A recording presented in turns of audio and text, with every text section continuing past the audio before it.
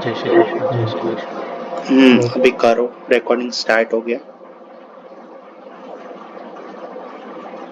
चिन्तासन्तानहन्तारो पादाम्बुजरेणवः श्रियान्तं श्रियान्तान्निजाय जाय प्रणमामि मूर्ध्ना।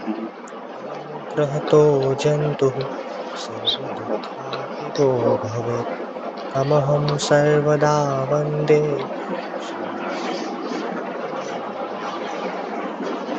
ज्ञानतिमिरान्धस्य ज्ञानाञ्जनशलाकया चक्षुरुन्मीलितं येन तस्मै श्रीगुरवे नमः। नमामि हृदये शेषे वीरं क्षीराब्धिशायिनं लक्ष्मीसहस्रलीलाभिः सेव्यमानं कलानिधे चतुर्भिश्च चतुर्भिश्च चतुर्भिश्च त्रिभिस्तथा षड्भिर्विराजते योऽसौ पञ्चधा हृदये मम। Time proceeded to Bhagavad Gita.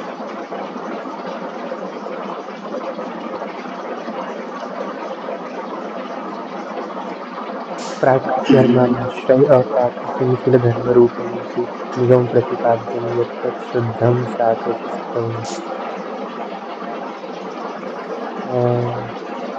कल हमने देखा था कि कैसे श्री कृष्ण वेद वेदांत वेद्य परब्रह्म परमात्मा भगवान ही जगत के अभिन्न उपादान कारण है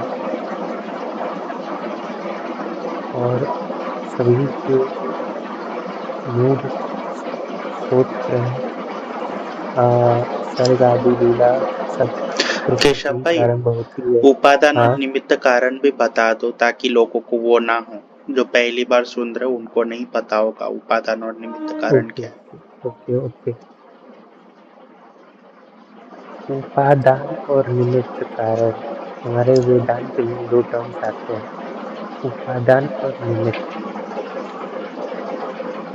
उपादान कारण क्या होता है कि जनरली इस शास्त्र को हम लोग मटेरियल कॉज कहते हैं, लेकिन ऑलवेज उपादान कारण मटेरियल कॉज ही होगा ये जरूरी नहीं है। सब्सटेंशियल भी हो सकता है, कैरेक्टरिस्टिक्स भी हो सकता है, कर्म भी हो सकता है। इसलिए उपादान कारण में जो काउज इफेक्ट बनता है, जब कार्य कारण में परिवर्तन होता है तो वो उपादान कारक हमेशा कारण में इन्वॉल्व होता है, कार्य में इन्वॉल्व रहता है। और इंस्ट्रूमेंटल कारण जो होता है वो कारण कार्य में इन्वॉल्व नहीं होता, पार्टिसिपेट जरूर करते हैं। जैसे एक उदाहरण है कि मिट्टी से घड़े बनता है, तो मिट्टी जो है वो उपादान कारण है, सब्सटेंशियल काउज है घड़े का। लेकिन उस घड़े को बनाने में जो चाक का प्रयोग हुआ और जो टूल्स प्रयोग में आए हैं वो निमित्त कारण है।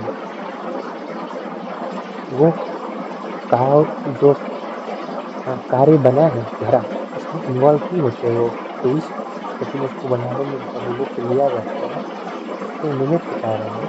और जो मिट्टी है वो घर जो घड़ा में इन्वॉल्व हो रही है कार्य में, इसीलिए वो उपादान कारण है। तो जो भगवान ब्रह्म है पुरुषोत्तम, जी वो इस जगत के अभिन्न निमित्त और उपादान कारण दोनों है।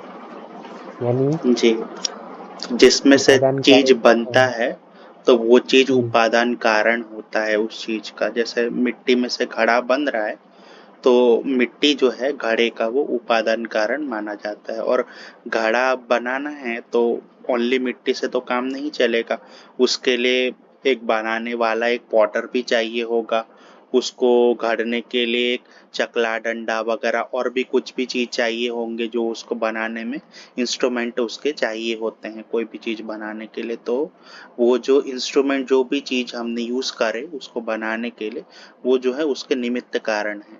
तो एक तो है वो क्या उपादान कारण और और एक निमित्त कारण। निमित्त कारण। और ये बात हमेशा ध्यान में रखना चाहिए कि उपादान कारण का इंग्लिश ट्रांसलेशन हमेशा लोग मटेरियल कॉज कर देते हैं, जो कि रॉन्ग ट्रांसलेशन। उपादान हाँ, कारण एग्जैक्टली। सब्सटेंस भी हो सकता है, जैसे दूध से दही बना, दूध से दही बन रहा है तो वहां पे सब्सटेंस बन रहा है नया दही, तो सब्सटेंशियल काउज हो गया दूध दही का। सोने से ज्वेलरी बनी तो सब्सटेंशियल काउज, वहाँ द्रव्य इन्वॉल्व हो रहा है। लेकिन जैसे कोई हरे कलर का सूट है, तो उसको हम सिल करके एक कपड़ा बनाते हैं, उस कपड़े में हरा रंग आ रहा है उस सूट के हरे रंग के होने के कारण। सूट कारण नहीं, सूट का हरा रंग उस कपड़े के हरे रंग होने का कारण है। यानी सूट का जो हरे रंग का गुण है, वो कपड़े के हरे रंग के गुण के लिए रिस्पॉन्सिबल है। तो गुण से भी गुण का प्रादुर्भाव होता है, नैयायिकों ने इस पे बहुत जोर दिया है। कर्म से भी नए कर्म का प्रादुर्भाव होता है। जैसे हमारे शरीर में हार्ट बीट हो रही है, वो जो धड़कना है हृदय का, उससे फिर कितने सारे कार्य हमारे शरीर में हो रहा है, ब्लड सर्कुलेशन हो रहा है, और भी विभिन्न विभिन्न तरह की गतिविधियां हो रही है। तो एक कार्य बहुत सारे कार्य को जन्म लेती है। जैसे पेंडुलम का क्लॉक है, उसमें वो पेंडुलम का जो बॉब है वो रोटेट करता है, ऑसिलेट, और वो एक सुई की घर को घुमाता है। वो कार्य एक नए कार्य को जन्म दे रहा है, तो वहाँ उपादान कारण हुआ वो उसका। तो इट इज नॉट नेसेसरी कि उपादान कारण हमेशा मैटर ही हो, कर्म भी हो सकता है और गुण भी हो सकता है। ये मेरा कहना था। हम्म। जी। तो ये उपादान कारण और निमित्त कारण था। तो वल्लभ वेदांत के अनुसार ब्रह्म है इस जगत का अभिन्न निमित्त और उपादान कारण है। इंस्ट्रूमेंटल ये मटेरियल कॉज जनरली कहते हैं लोग। ये हुआ। और कैसे हमने देखा कि हमारे यहाँ प्रमाण व्यवस्था क्या क्या है, उस प्रमाण व्यवस्था से हम कैसे हमने कृष्ण के परत्व को देखा, और अन्य गुणावतार, लीलावतार और पुरुषोत्तमों के ही विभिन्न राम, नरसिंह, नारायण आदि स्वरूपों से जो भगवान के तारतम्य वो देखा। हमने भगवान के लोक वेदातीत स्वरूप को देखा, उनकी पुष्टि पुरुषोत्तमत्व रूप निर्वकाश लिंग का विचार किया, और क्यों वो पुष्टि पुरुषोत्तम है, अन्य आश्रय किन किन स्वरूपों में होता है। ये सब हमने कल बेहद विवेचन करके देखा। मंत्रोपासन, तांत्रिक दीक्षा रचना, इन सब पर भी विचार किया गया कि भगवान कैसे इन सब से अस्पृष्ट है। और अब हम देखने जा रहे हैं आज अक्षर ब्रह्म का सर्ग लीला के अंतर्गत कि अक्षर ब्रह्म क्या है, पुरुषोत्तम से इसका क्या संबंध है, और अक्षर ब्रह्म के फर्दर मैनिफेस्टेशन कैसे क्या होते हैं। हाँ, उससे पहले कल के उसमें अगर आप लोगों ने सभी ने कुछ विचार किया हो और फिर कुछ प्रश्न हो तो प्लीज जरूर पूछें हम्म। जी। स्टार्ट करने से पहले।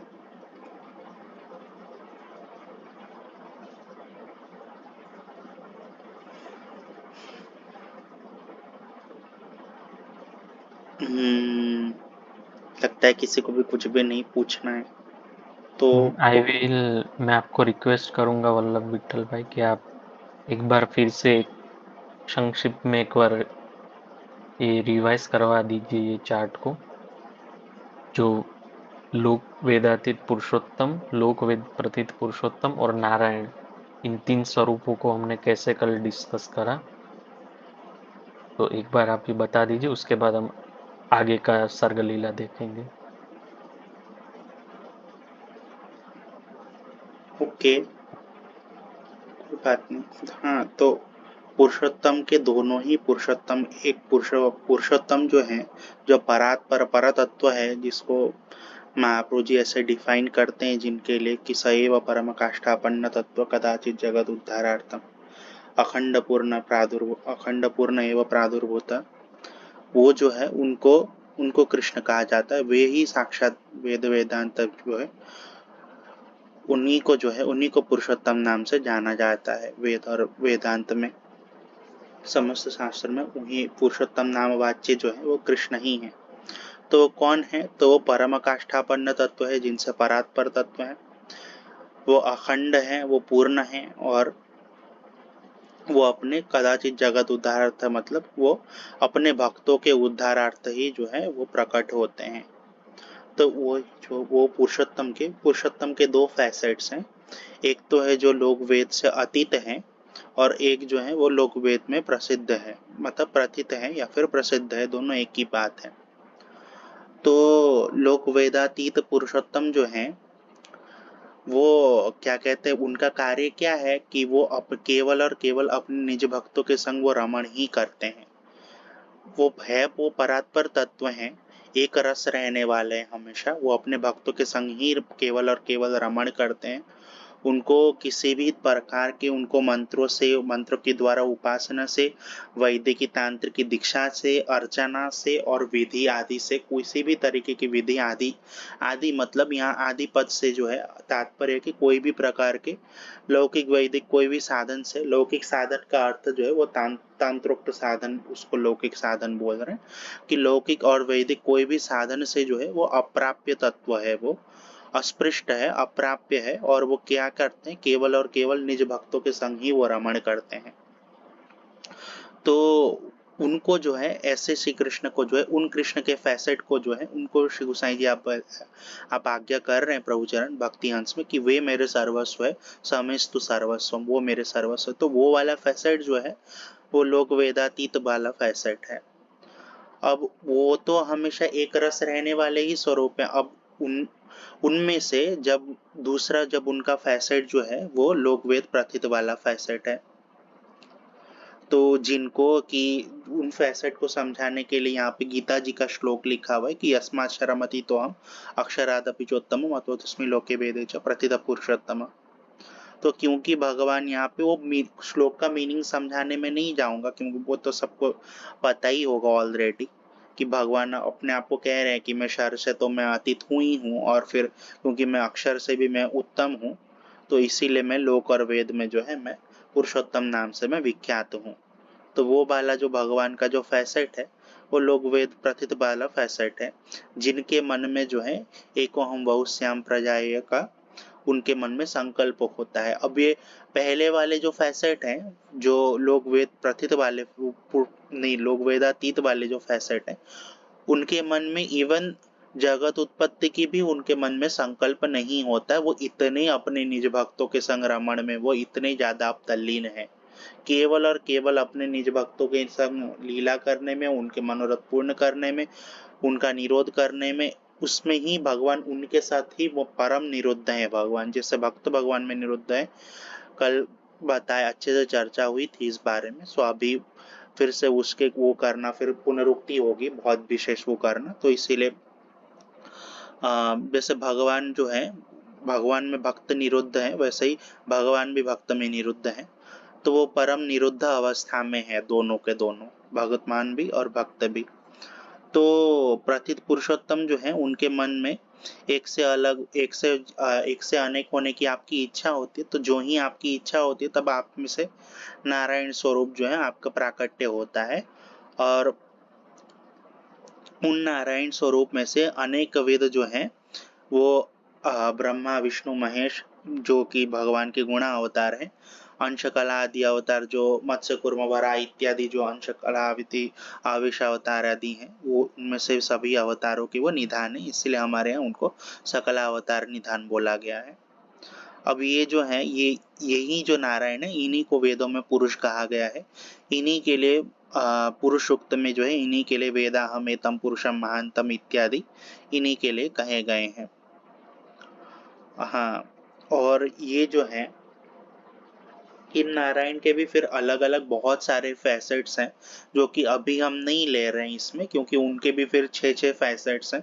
उनका समष्टि अंतर्यामी होना भी एक फैसेट है, उनका पुरुष होना भी एक फैसेट है, और फिर अक्षर भी उन्हीं का एक फैसेट भी है, और उनका एक एक्सपेंशन भी है। तो फिर अलग अलग फिर उनके बहुत सारे फैसेट्स हैं।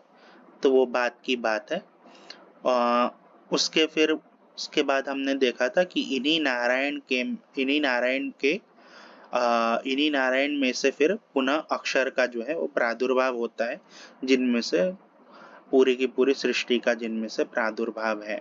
तो ऐसे करके, और ये तीनों के तीनों जो है ये परात्पर हैं, निरवधि सच्चिदानंद है और तीनों के तीनों ही परब्रह्म है, इनमें कोई भेद नहीं होता है एज सच। बस किंचित रसात्मकता में जो है वो भेद है, क्योंकि वो भगवान ने अपनी ही इच्छा से ही अलग अलग कार्य करने के लिए अलग अलग अपने स्वरूप धारण किए हुए हैं।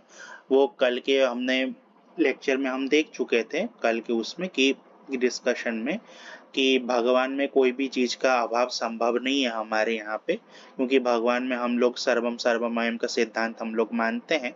तो उस चीज के हिसाब से जो है उस चीज के उस सिद्धांत के हिसाब से कि भगवान में कभी भी त्रिकाल में भी कोई भी चीज की कोई भी कैरेक्टरिस्टिक्स की भगवान में कमी होना संभव नहीं है। तो वो हमने कल ही देख लिया था। तो फिर ईर्षद रसात्मकता से जो है यहाँ पर कभी भी भगवान में कोई भी चीज की न्यूनता नहीं हम लोग को माननी चाहिए ऐसे। हाँ, तो अक्षर का भी स्वरूप हमने कल देखा था कि भगवान जो है अपनी इच्छा से अपने आकार को भगवान तिरोहित करते हैं। आनंदांश को थोड़ा सा जो है आप कम सा आप वहां पे अक्षर में भी, क्योंकि अक्षर भी निरवधि सत है, निरवधि चित्त है, लेकिन उसमें निरवधि आनंद जो है उनमें भी है, लेकिन वो थोड़ा सा वो कम भासने लगता है, वो भगवान की ही इच्छा से। और क्योंकि उनमें आनंद जो है वो कम, थोड़ा सा कम प्रतीत होने लगता है, तो उसके कारण जो है वो उनमें आकार जो है वो आकार उनका तिरोहित सा हो जाता है, तो वो आकार तिरोहित जैसा लगने लगता है। तो यह हमने ये चीज हमने कल देखी थी। तो क्योंकि मूल में जो बात ये है ना कि आकार संपादक जो गुण है वो आनंद है, ये शायद कल हमने बताया नहीं शायद, लेकिन अब मैं बता रहा हूँ कि आकार संपादक जो गुण है वो आनंद है, और आनंद के कारण ही जो है कोई भी चीज में आकार आती है। तो फिर क्योंकि आनंद का भगवान अपनी इच्छा से आनंद वाले जो एस्पेक्ट है उसको आप थोड़ा सा आप जस्ट वो कर लेते हैं, आप में थोड़ा सा आप छुपा लेते हैं, तो उसके कारण जो है वो अक्षर ब्रह्म जो है वो तिरोहिताकार हमारे यहाँ माने जाते हैं। जी, अभी आगे बताएंगे केशव भाई। ठीक। बहुत बहुत धन्यवाद। आगे है, अभी हम देखेंगे अक्षर ब्रह्म और पुरुषोत्तम करके। अब पुरुषोत्तम में यहाँ लोकवेद प्रसिद्ध लोकवेद तीर्थ या नारायण की क्लासिफिकेशन नहीं करना है, डायरेक्ट हम पुरुषोत्तम शब्दवाची यानी परब्रह्म को लेंगे और परब्रह्म कह के संबोधित करेंगे, और परब्रह्म का क्या तारतम्य है अक्षर से वो देखेंगे। तो वल्लभ वेदांत में ये है कि कोई ऐसे साकार और निराकार में एयर टाइप कंपार्टमेंटलाइजेशन नहीं होता। जो यहाँ साकार तत्व है वही निराकार, निराकार कहना यहाँ पे व्यर्थ होगा, क्योंकि यहाँ पे सर्वथा निराकार जैसा कोई वस्तु नहीं है कि जिसमें सर्वथा आकार शून्य हो। तिरोहिताकार कह सकते हैं कि उसमें आकार भगवान ने आविर्भाव नहीं किया है, वो तिरोहिताकार है। तो जो ब्रह्म का तिरोहिताकार फैसेट है अक्षर ब्रह्म, और भगवान का जो साकार फैसेट है पुरुषोत्तम, उसमें क्या अंतर है, क्या समानता है, वो भी हम पहले स्पष्ट करेंगे। और थोड़ा सा मैं यहाँ पे अन्य दर्शनों का भी टच देना चाहूँगा, ताकि थोड़ा क्लियर अंडरस्टैंडिंग हो सके कि हमारे ब्रह्म में उनके ब्रह्म में क्या तारतम्य है। तो जैसे कि ब्रह्मवाद के अंतर्गत ही दो वाद आते हैं, एक प्रतिविज्ञावाद और एक साकार ब्रह्मवाद। तो प्रतिविज्ञावाद में क्या है कि मूल में उनके निराकार ब्रह्म होते हैं, और निराकार में पहले हमने क्लियर कर लिया कि ब्रह्म यानी है क्या। तो जैसे उपनिषद या पुराण कहते हैं बृहत्वा ब्रह्मणत्वा, यानी जो बड़ा हो और दूसरे को बड़ा करता हो, the phenomenon which includes everything which does not exclude anything. हम जो चीज सोच सकते हैं, समझ सकते हैं, देखते हैं, सुनते हैं, देखेंगे, सुनेंगे, सब के सब ब्रह्म में ऑलरेडी इंक्लूडेड है, कुछ भी ब्रह्म से बाहर नहीं जा सकता।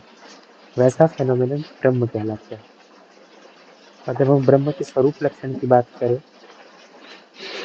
तो ब्रह्म सत स्वरूप है, चित स्वरूप है, आनंद स्वरूप। यानी ब्रह्म हमेशा से था, है, रहेगा। इस स्वरूप को कहा गया चित। फिर ब्रह्म को अपने होने का भान भी है, तो ब्रह्म ज्ञान स्वरूप भी है। यानी ब्रह्म में एग्जिस्ट करता है और ब्रह्म को अपने एग्जिस्टेंस की अवेयरनेस है। जैसे मैं एग्जिस्ट कर रहा हूँ, ये आप एग्जिस्ट कर रहे हो, तो आपके अपने एग्जिस्टेंस होने का एक्सपीरियंस हो रहा है, अवेयरनेस है, सेल्फ अवेयरनेस। लेकिन एक पुस्तक पढ़ी है टेबल पे, उसको अपने एग्जिस्टेंस का अवेयरनेस नहीं है, लेकिन हमें हो रहा है, इसीलिए हम कॉन्शियस हैं। इसी प्रकार ब्रह्म भी कॉन्शियस है, सत्य है, चित है। और ब्रह्म इनफाइनाइट रूप और नाम और कर्म में अपने आप को प्रकट कर सकता है। इसी स्वरूप ब्रह्म के इसी गुण को आ, या धर्म कहना ज्यादा बेटर होगा, आनंद कहते हैं। तो सच्चित आनंद ये ब्रह्म का स्वरूप है। अब हमारे यहाँ दो क्लासिफिकेशन है ब्रह्म के स्वरूप के मेनली, एक पुरुषोत्तम और एक अक्षर ब्रह्म। तो पुरुषोत्तम और अक्षर ब्रह्म में ये अंतर है, धर्म और धर्मी का भाव। अब कैसे धर्म धर्मी समझना, तो मैंने कल थोड़ा सा इस पे थोड़ी सी चर्चा करी थी कि दोनों ही सच्चिदानंद है, पुरुषोत्तम भी अक्षर भी एक ही तत्व है, लेकिन एक घनीभूत है और एक व्यापक है, एक डेंस है और एक स्प्रेडेड है। जैसे सूर्य और सूर्य की प्रकाश, तो दोनों प्रकाश रूप है। सूर्य जो जो पिंड है आकाश में, सूर्य का पिंड, वो सोलर सिस्टम में, और जो उसका प्रकाश यानी सनलाइट पृथ्वी पे हमें मिल रही है, दोनों ही प्रकाश रूप है। लेकिन सनलाइट जो है, सूर्य की किरणें, वो सब जगह फैली हुई है, पूरे स्पेस से होते हुए हमारे पृथ्वी पे आ रही है। लेकिन वो जो सूर्य का पिंड है, अग्निगोलक, वो केवल आकाश में, अंतरिक्ष में स्थित है। उसी प्रकार पुरुषोत्तम जो है, वो घनीभूत डेंस सच्चिदानंद है, जबकि अक्षर जो है, उसी घनीभूत का व्यापक रूप है। उसी को अक्षर ब्रह्म कहा जाता है। बाकी दोनों में कोई अंतर नहीं है।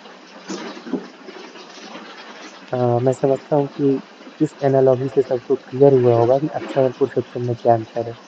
तो किसी को कुछ डाउट आ रहा है?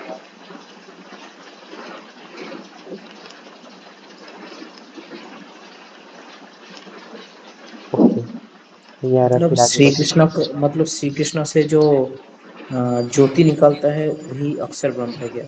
नहीं नहीं नहीं, ज्योति की बात नहीं है, मैंने एक एनालॉजी दी है, यानी कि एक एग्जाम्पल दिया है।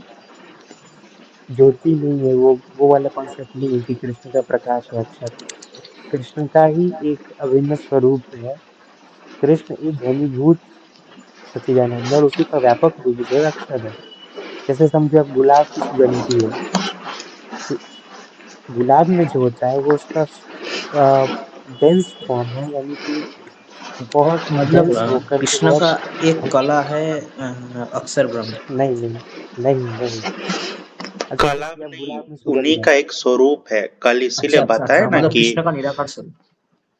हम्म। जैसे कल बताया ना कि गंगा जी के जैसे तीन स्वरूप हैं। गंगा जी का आदि भौतिक फॉर्म कौन सा है? आदि भौतिक स्वरूप जो हमको आंखों से दिखता है, जो गंगा नदी है, जो हम देख सकते हैं, छू सकते हैं जिसको।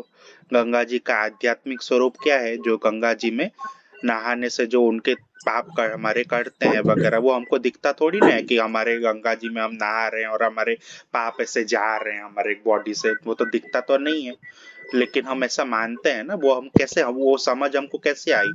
तो शास्त्र से हमको समझ में आया ना, वो हमको दिखता थोड़ी ना है। तो वैसे ही जो है भगवान का जो अक्षर वर्णात्मक जो स्वरूप है वो भगवान का आध्यात्मिक स्वरूप है। वो हमको दिखता नहीं है लेकिन वो उसको हम समझ सकते हैं शास्त्रों के थ्रू। और गंगा जी का जो आदिदैविक जो स्वरूप है वो देवी का वो देवी स्वरूप है गंगा जी का, जो वो केवल और केवल अपने निज भक्तों के सामने ही वो प्रकट हम्म, करती हैं। वैसे ही कृष्ण हम्म, का आदिदैविक स्वरूप भगवान ब्रह्म का वो साक्षात पुरुषोत्तम श्री कृष्ण है, जो ओनली अपने निज भक्तों के सम्मुख ही भगवान प्रकट करते हैं। हम्म। ऐसे समझो कि जैसे गुलाब में सुगंध है, तो सुगंध है तो सबसे ज्यादा कहाँ प्रेजेंट है, गुलाब के चारों ओर होगा या गुलाब के फूल के अंदर होगा? हाँ, तो हाँ, गुलाब गुलाब के खुद चारों ओर। कृष्ण है और गुलाब का गुलाब के सुगंध चारों ओर जो है होगा। वो अक्षर है। अच्छा। गुलाब में होगा ना, गुलाब, गुलाब वहां से हटा दो तो सुगंध भी वहां से हट जाएगी। अच्छा। हाँ, तो गुलाब अक्षर के को और पराग पुरुषोत्तम को में, अलग अलग हाँ, नहीं करा जा सकता है। वो एक गुलाब दूसरे में गुलाब ही वो होते हैं हमेशा।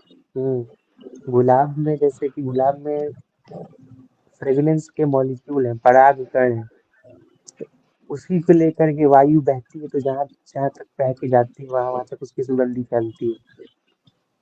और घनीभूत होकर के, डेंस होकर के वो सुगंध का जो स्रोत है एक जगह है। वो ही अंतर है कि जो कृष्ण जो है घनीभूत सच्चिदानंद है, और जो हर जगह उसका ये व्यापक रूप फैल रहा है वो अक्षर है। हम्म। अच्छा। तो ये दोनों में अंतर है, बाकी कोई अंतर नहीं है। अब क्या होता है, जब भगवान सही इच्छा, भगवान सृष्टि करने की इच्छा करते हैं, संकल्प करते हैं, और एक भगवान चीज का मैं जो बस अक्षर, इसमें ऐड करना चाहूंगा, बुरा मत मानो। हाँ, तो एक चीज मैं बस इसमें ऐड करना चाहूंगा कि अक्षर और पुरुषोत्तम में जो है बहुत सारे संबंध है। धर्म धर्मी भी संबंध है, धाम धामी भी संबंध है उसमें।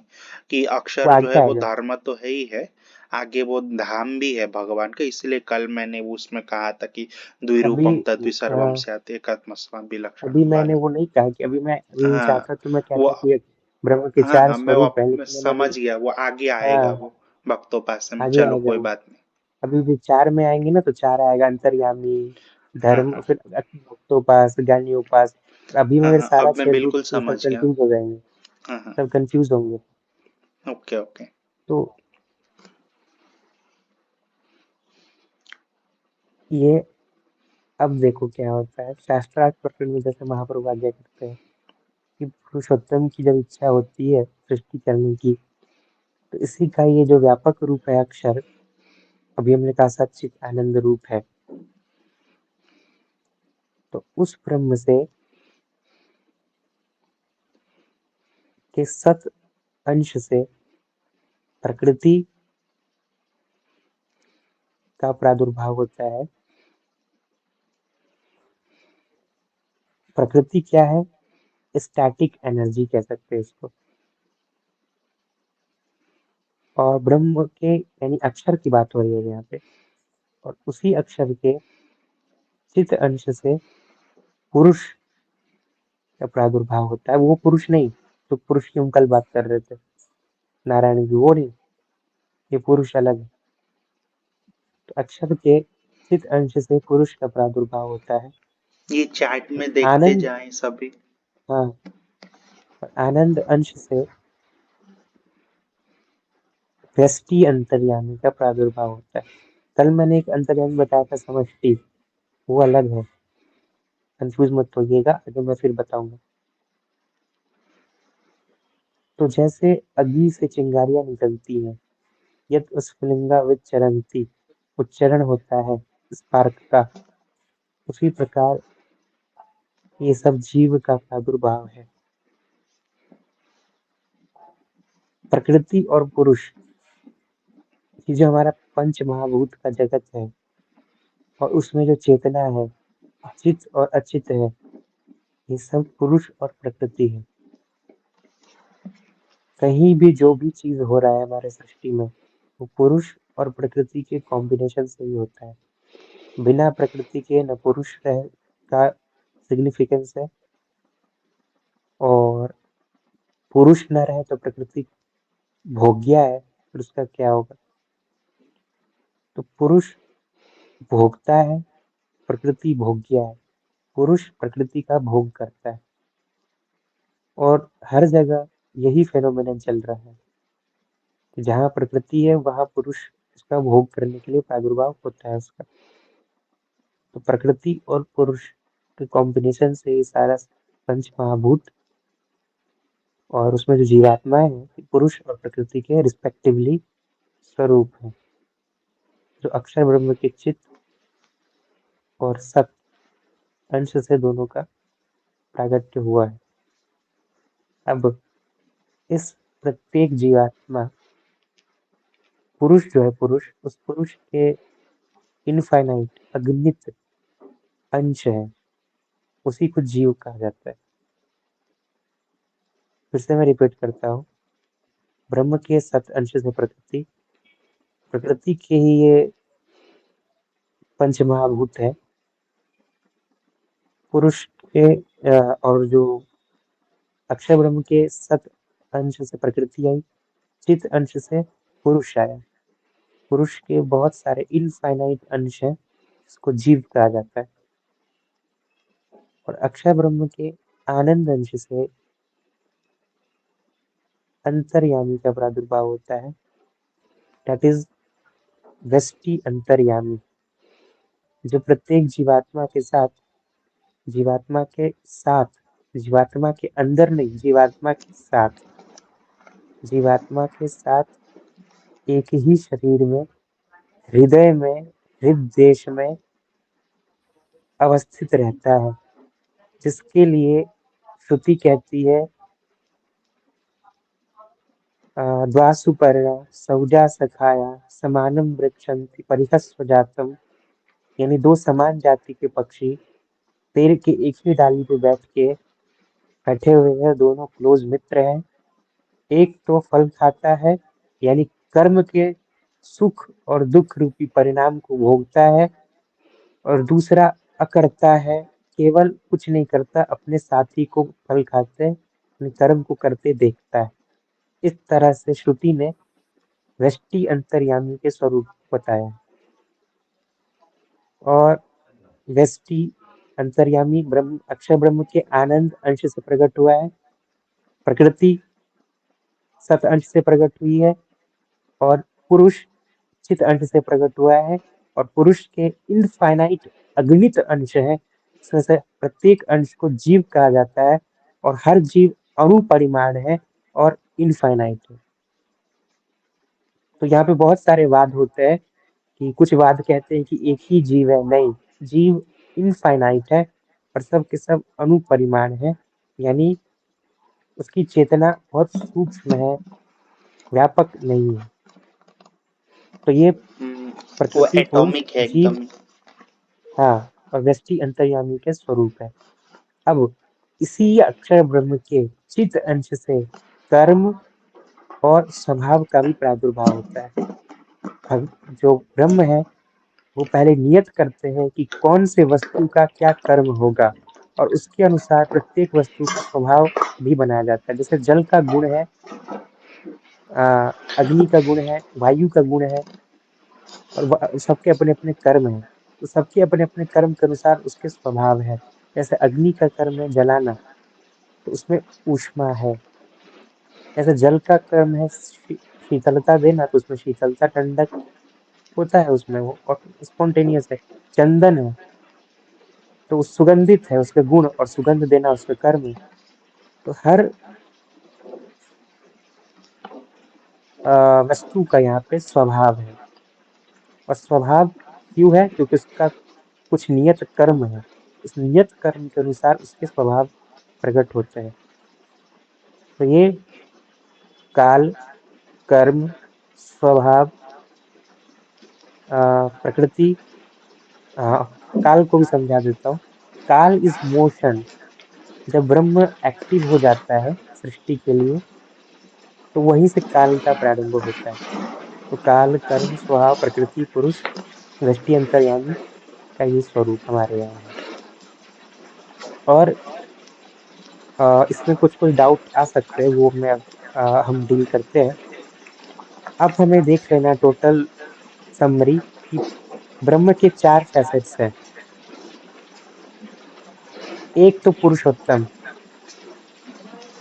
यानी कृष्ण, घनीभूत सच्चिदानंद, व्यापी वैकुंठ में जो स्थित है वो सबसे परे, किसी के बराबर वो नहीं है, उससे बढ़ के क्या, मत्तः परतर नामे किंचिदस्ति धनंजय, वो स्वरूप एकदम द्वैत वाला जो है वो है पुरुषोत्तम, घनीभूत सच्चिदानंद, उसके बराबर कुछ नहीं हो सकता।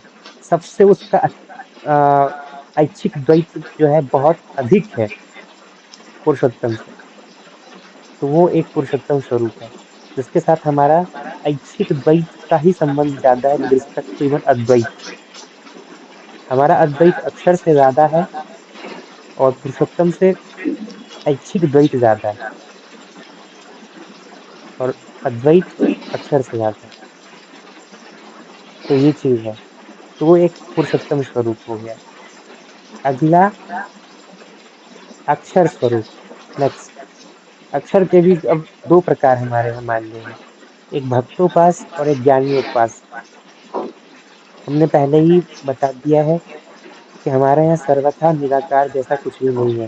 प्राकृत धर्मान्याश्रय और प्राकृत निखिल धर्म रूपमिति निगम प्रतिपाद्यम यत्तत् शुद्धम साकृत स्तौमि। ब्रह्म सर्वथा शुद्ध साकार तत्व है। इसीलिए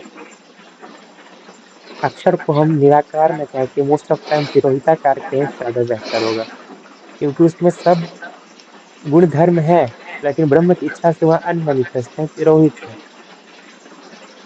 और हमारे यहाँ इसीलिए अक्षर के भी दो फैसेट्स हैं, एक तो भक्तोपास्य और एक ज्ञानी उपास्य। वही अक्षर जब भगवान के धाम के रूप में प्रकट होता है तो वो साकार हो जाता है और भक्तों के अनुभव में आता है। भगवान जिस धाम में विराजते हैं वो धाम अक्षर ब्रह्मात्मक है, व्यापक है, इसलिए व्यापी वैकुंठ कहा जाता है। भगवान केवल अक्षर में ही रमण कर सकते हैं, क्योंकि धर्म धर्मी संबंध है दोनों में, धाम धामी संबंध है। धामी कृष्ण है, पुरुषोत्तम है, धाम अक्षर है, तो धामी हमेशा अपने धाम में ही पाया जाएगा। धाम के बाहर अगर वो गया तो धामी ही नहीं कहलाएगा, तो धामी हमेशा धाम में ही पाया जाता है। इसीलिए पुरुषोत्तम केवल अक्षर में ही रमण करते हैं, अक्षर के बाहर नहीं। अगर यहाँ पुरुषोत्तम का प्रागट्य हो मेरे सामने, तो यहाँ भी पहले अक्षर प्रकट होगा और उस अक्षर में पुरुषोत्तम का प्रागट्य होगा। इसीलिए हमारे सेवा में जो भी उपयोगी वस्तु है, चाहे भगवान का सिंहासन हो या झारी जी हो या कुछ भी वस्तु प्रयोग में आ रही हो संपर्क में, वो सब अक्षर ब्रह्मात्मक है और उस अक्षर के बीच भगवान है। भगवान अगर श्रीमद गोकुल में प्रकट हो रहा है तो श्रीमद गोकुल भी पहले अक्षर ब्रह्म होगा, तब उसमें पुरुषोत्तम का आविर्भाव होगा। तो धाम धामी संबंध है। तो अभी हमने देखा एक तो पुरुषोत्तम घनीभूत सच्चिदानंद, और अक्षर ब्रह्म के भी दो स्वरूप हो गए, भक्तोपास और ज्ञानी उपास। तो हम देख सकते हैं जो ज्ञानी उपास से अक्षर है, जो ज्ञान मार्गियों का जो फल है वो ज्ञानी उपास अक्षर है, जो तिरोहिताकार है, निराकार। वो इजिली कहे तो इन लेमैन्स लैंग्वेज निराकार। और जो भक्तोपास अक्षर है वो साकार है, भक्तों के अनुभव में जो अक्षर आ रहा है, और वो साकार है, सगुण है। इसके लिए उसका जो उसमें जो आनंद है वो ज्यादा है विद रिस्पेक्ट टू ज्ञानी उपास।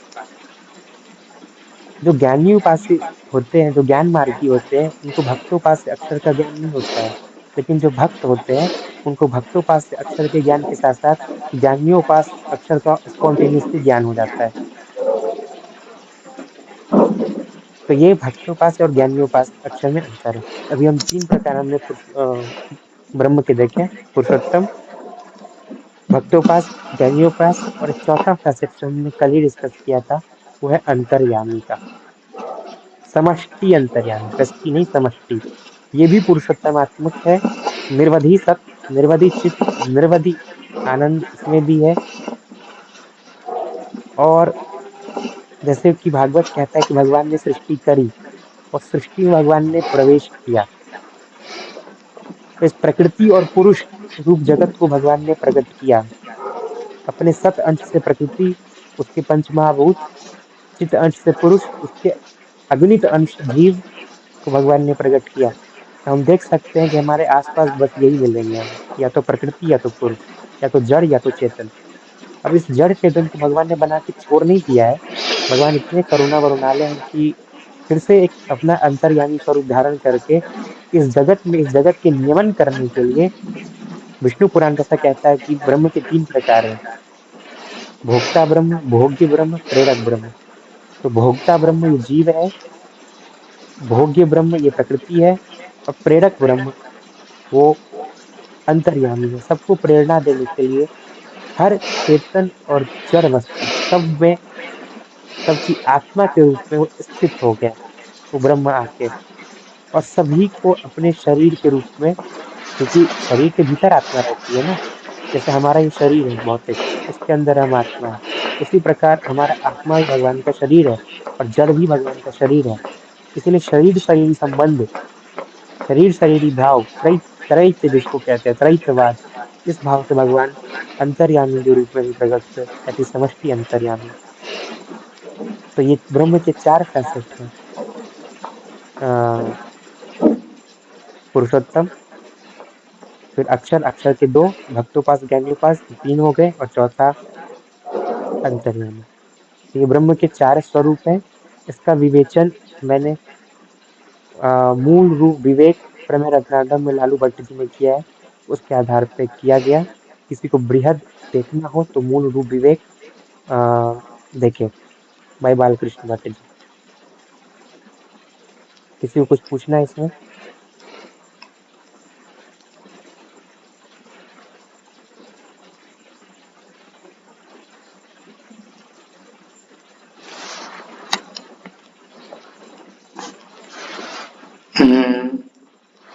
अभी आप पूछ सकते हैं, कोई भी, किसी को भी कुछ भी पूछना है, इसमें कुछ भी नहीं समझ में आया हो तो रिपीट कर सकते हैं, समष्टि व्यष्टि इत्यादि कोई भी कुछ। समस्त अंतर्जामी का कॉन्सेप्ट थोड़ा सा शॉर्ट में बता दीजिए, थोड़ा सा। हाँ, बताता हूँ। मैं एक एनालॉजी देता हूँ, सब समझ आ जाएगा फिर।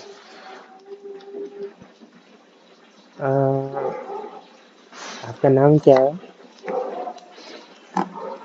अरे मैं ही पूछ रहा हूँ आपको। हाँ हाँ, वही ठीक।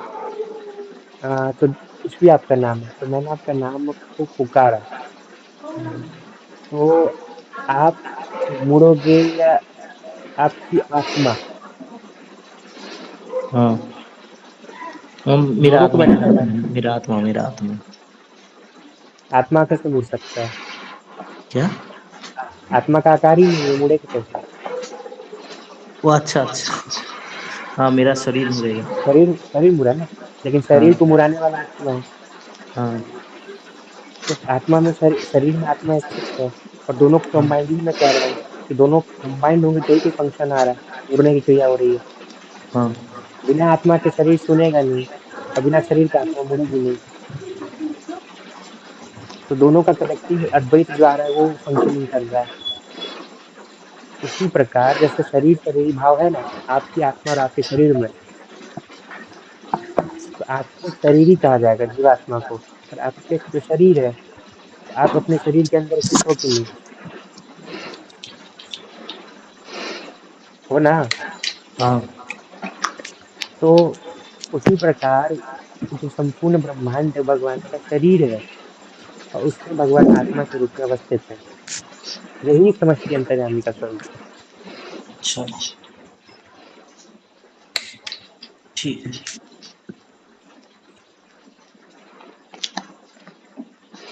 जी, सभी के आत्मा के अंदर जो निवास करने वाले और सभी को जो प्रेरणा करने वाले जो है, उनके अंदर रहकर जो है उनको हम्म, संचालन करने वाले जो है, उनके सुप्रीम जो उनके कंट्रोलर है, उनके प्रेरक और उनके संचालन करने वाले जो है वो समष्टि अंतर्यामी। हम्म। समष्टि का मतलब और जो है एक आप लोग समझते हो कि समेशन होता है, जोड़ देना सबको, समेशन हम्म हम्म। ओवरऑल।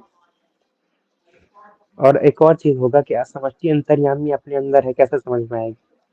तो उपनिषद बहुत अच्छा कहता है, नवारे पुत्रान् कामाय पुत्रान् प्रियं भवति नवारे जाया कामान जाया प्रिया भवति आत्मनस्तु कामाय सर्वं प्रियं भवति। आपके अंदर जो अपने लिए प्रेम है, सेल्फ अट्रैक्शन है, अपने लिए जो प्रेम है, वो अपने आत्मा में प्रेम होने के कारण है। हमें अपने आत्मा से प्रिय कुछ भी नहीं है, सब कुछ हम अपने लिए ही करते हैं। और आत्मा में प्रियता क्यों है? उसके भीतर विद्यमान उस परमात्मा के कारण, आत्मरति जिसको कहा गया है। तो आत्मरति क्यों आ रही है? क्योंकि भगवान ने परमात्मा का रूप धारण किया है। उस परमात्मा के कारण हमारा स्वतः अट्रैक्शन है आत्मा का, दैट इज नोन एज आत्मरति। ये आत्मरति का होना ही परमात्मा के सिग्निफिकेंस होने का द्योतक है। जी, बिल्कुल। प्रिय लगना, कोई भी चीज प्रिय लगना जो है, वो प्रिय लगना ही आनंद का धर्म है। तो कोई भी चीज में जो भी प्रियता है वो आत्मा के ही कारण होता है। यहाँ तक श्रुति कहती है कि नवारे सर्वस्व कामाय सर्वम प्रियम भवति आत्मनस्तु कामाय सर्वम प्रियम भवति। आत्मा में रही हुई प्रियता के कारण ही जो है सब कुछ, आपको अपनी आत्मा से वो है, लगाव है, आपको अपने आत्मा प्रिय है, इसीलिए आपको सब कुछ प्रिय लगता है। तो इस चीज को फिर भागवत जी फर्दर आंसर करते हैं कि आत्मा में भी जो प्रीति है वो सौपाधिक है या निरुपाधिक है। सौपाधिक या निरुपाधिक का मतलब क्या है कि वो खुद खुद से ही है या किसी दूसरे के ऊपर निर्भर है। तो सौपाधिक मतलब खुद से होना, और निरुपाधिक नहीं, सौपाधिक मतलब किसी दूसरे के कारण होना, और निरुपाधिक मतलब कोई उसका अलग के ऊपर वो डिपेंडेंट नहीं है, वो अपने कारण ही हो रहा है। तो भागवत जी उसको आंसर करते हैं कि वो निरुपाधिक नहीं है, वो सौपाधिक ही है। आत्मा में जो भी, जो हमको, जो अपनी आत्मा भी, जो अपने जान भी जो हमको जो प्यारी लगती है, वो भी क्यों लगती है? क्योंकि भगवान, ये आत्मा के भी आत्मा जो है वो भगवान है। तो इसलिए भागवत जी इसको ऐसे आंसर करते हैं कि हम आत्मा आत्मनाम धाता पृष्ठ सन प्रेयसामपि अतो मयि मृत अतो मयि रतिम कुर्यात देहादिनाम। तो इसीलिए जो है वो भगवान, अहम आत्मा आत्मनो धाता, मैं आत्मा का भी आत्मा हूँ, इसीलिए मैं परमात्मा हूँ। आत्मा का आत्मा इजुकल टू परमात्मा होता है। इसीलिए हमारे यहाँ शुद्धाद्वैत देखिए, में, साकार ब्रह्मवाद में आत्मा का आत्मा परमात्मा होता है, आत्मा में ब्रह्म, परमात्मा होता हाँ, है। ब्रह्म एक कलेक्टिव फेनोमेनन है। ब्रह्म सब कुछ है, सब कुछ, उसमें कोई स्पेसिफिक, कोई खास, कोई बड़ा, कोई छोटा, कुछ भी नहीं है, सब एक है ब्रह्म के साथ साथ में। लेकिन परमात्मा होने के लिए बहुत सारे आत्मा होने जरूरी है, तभी तो उन आत्माओं का परमात्मा होगा। तो ये ब्रह्म और परमात्मा में अंतर होता है कि ब्रह्म सब में सब एक समान समेशन होता है, कुछ उसमें कुछ अद्वैत नहीं है।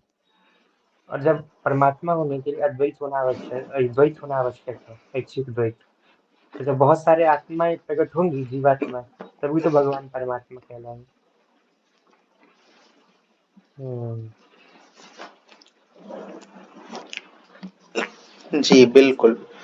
ब्रह्म निरुपाधिक कुछ एक वो है, उपमा है। परमात्मा शब्द हाँ, आते ही जो है वो और ज्यादा वो सापेक्षता और बढ़ जाती है, और बढ़ भगवान होने जाती है। से जो है भगवान वाले फैसेट में और भी ज्यादा सापेक्षता आ जाती है, भक्तों के साथ तो बल इंटरेक्शन प्रकट बहुत होना पड़ता ज्यादा। है। हाँ। परमात्मा तो अंदर है सूक्ष्म रूप है ना, और वो हाँ। भगवान को तो बाहर प्रकट होना पड़ता है। हाँ, वही तो, वो भक्त हो तो भक्त के रेस्पेक्ट में वो भगवान है ना वो।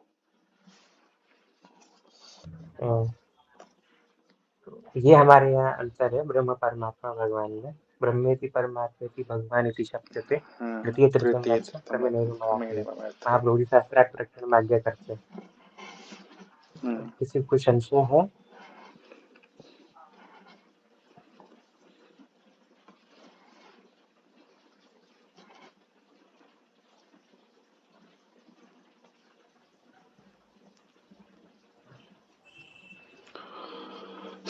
समष्टि हेलो। आत्मा के अंदर रहता है और व्यष्टि जो है वो जीव के अंदर रहता है। बस डिफरेंस, मेन डिफरेंस ये है, व्यष्टि कंट्रोल नहीं करता है, और समष्टि अंतर्यामी जो कि नारायण है साक्षात, वो कंट्रोल करते हैं अंदर बैठकर। अब थोड़ा सा मैं यही बता देता हूँ कि जीवों का संचरण कैसे होता है, तो शायद डाउट ना हो।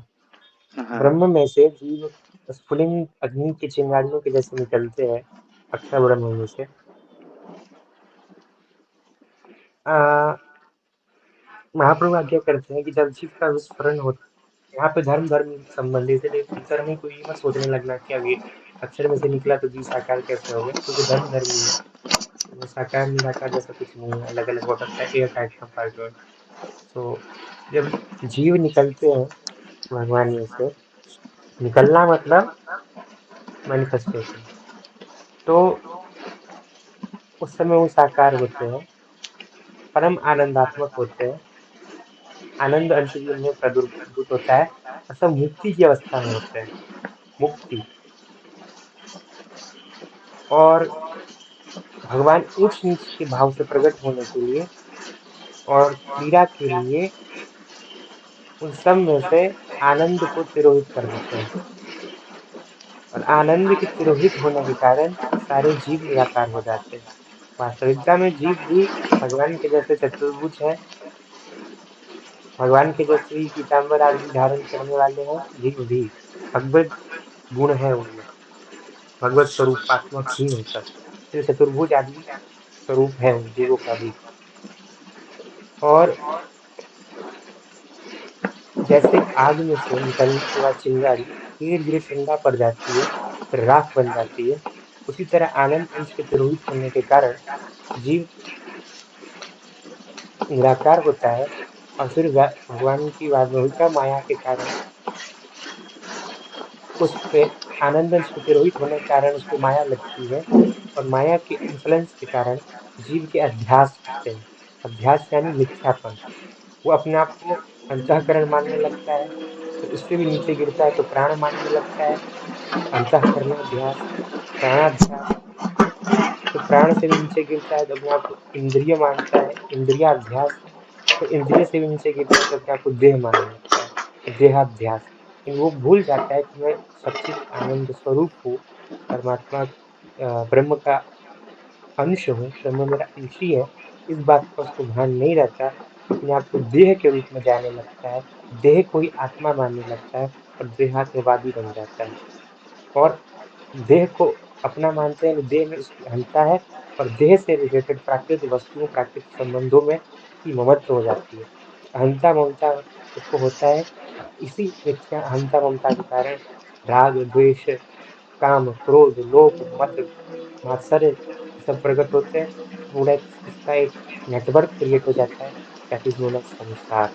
तो अहंता ममतात्मक जो संसार है संपूर्ण मिथ्या है, और हमारे अध्यास के कारण हो रहा है। जिस दिन ये निवृत्त होगा उस दिन संसार नहीं रहेगा।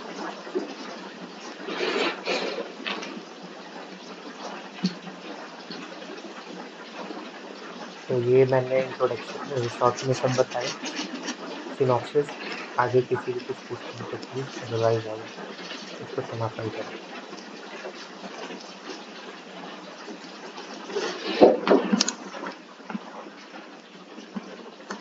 जय श्री कृष्ण भैया।